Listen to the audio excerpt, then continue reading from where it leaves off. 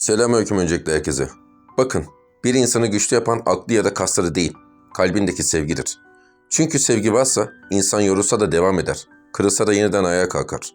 Bu videoda gördüğünüz şey sadece bir an değil, sevginin insana nasıl umut verdiğinin kanıtı. Çünkü sevgi karanlıkta bile insanın içine ışık yakar. Bir insanı gerçekten seven biri onu değiştirmeye çalışmaz. Yaralarını görür ve yine de yanında kalır. İşte sevginin en güçlü hali budur.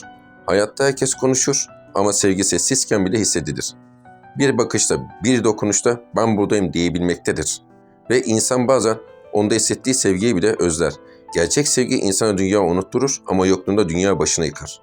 Belki yıllar geçer, yollar ayrılır ama insanı gerçekten seven bir kalbinize asla silinmez. Sevgi dünyadaki en güçlü mucizedir. Hem insanı yeniden doğurur hem de insan dünyasını renklendirir.